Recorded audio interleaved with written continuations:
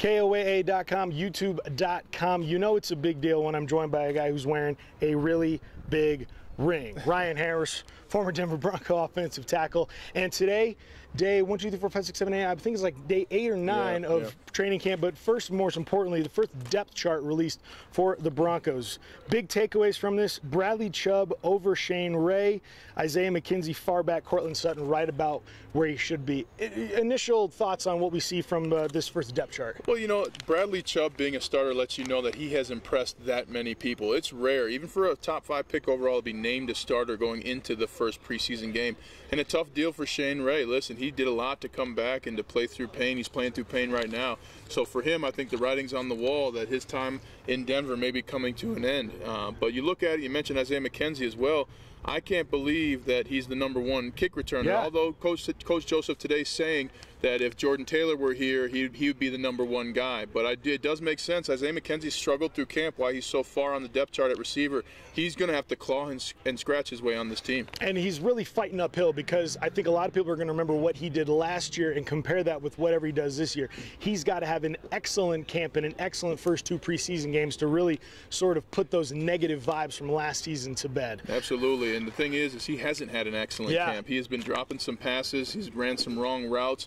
And it's not just about last year. I mean, he has looked better, but you are trusting that player with a tough position at returning kicks, something he fumbled multiple times at last year. And then you look at the talent with Phillip Lindsay pressing a lot of people in a lot of different positions for his role on this team. So it's going to be tough for Isaiah McKenzie to stay on the team. Now, there's a reason he's far down on that wide receiver depth chart. What else steps out to you about this? I mean, because for the most part, it looks about what we thought. Devontae Booker, #1 running back. Royce Freeman listed #2 initially. Yeah, that's a little bit of a surprise. Royce Freeman had been getting some #1 reps, but really they've been doing a running back by committee for practice, which you like. But Devontae Booker, coach saying today he's the best overall pro. He's earned that spot. He's got the experience.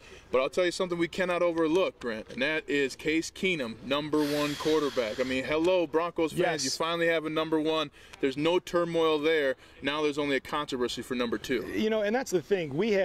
You read all the national publications, you watch the NFL Network, we talk about radio and on TV, how good he has shown and been so far. It's got to make a big difference with these guys, because they don't have to worry about that anymore. It's not even a curiosity. They know they have a guy, and they know they have a leader in him. And the offensive line's getting used to his cadence. The receivers are getting used to where he's going to throw the ball. I mean, Jake Butt talking about he ran a route against Brandon Marshall, didn't think he was open. Case Keenum put a perfect ball on him, grazed the shoulder pad of Brandon Marshall, and he caught it. I mean, players are learning how to play with Case Keenum, and oh, by the way, there's one voice in that huddle. There's not a couple of different players trying to get other players to play better. There's one voice in Case Keenum, and he's been leading the charge here for the Broncos offense this training camp. Cortland Sutton has been a guy that everybody's been really impressed with so far in camp. I know Bradley Chubb has been impressive.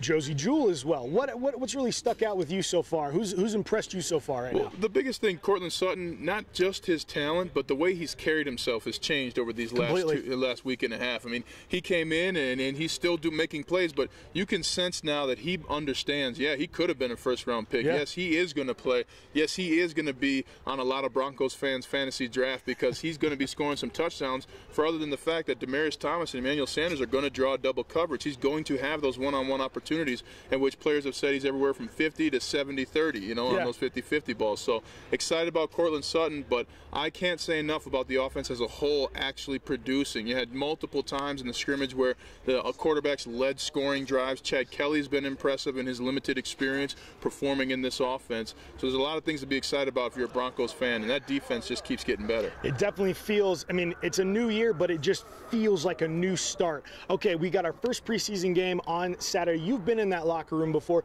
Does it feel like game week when you get ready for that first preseason game? It does a little bit. You know, for the veterans, you're excited to go through the kind of pregame routine, and especially as a rookie. I mean, I remember as a rookie thinking, I don't know what the heck to do when I get on that field, right? So, you know, it's a little different than warm-ups at practice, and all of a sudden you're in a stadium, and for the rookies, you're hearing the thunderous Mile High Stadium for the first time, and you're seeing Thunder the Horse, you know, coming out and things like that. So there's all kinds of things going on for your rookie. But as a veteran, you're really looking to just get a good lather and warm-up, get a good maybe series or two on the field, but then just rest and kind of coach up these rookies, because they're going through a lot. They're realizing, hey, there's a defense that moves. There's a quarterback who's going to throw touchdowns if I blow a coverage, and the points are going to go on the board. So there's a lot of things you can do as a veteran to help younger players in this first game, and that's more where your duty comes in this first preseason game. And you're actually going to get tackled to the ground, and it might hurt because they're doing a lot of that here in training camp. All right, day 9 in the books. Ryan Harris joining me on KOAA.com. Remember, tune in all the time. Download the News 5 app for all your Bronco coverage during training camp.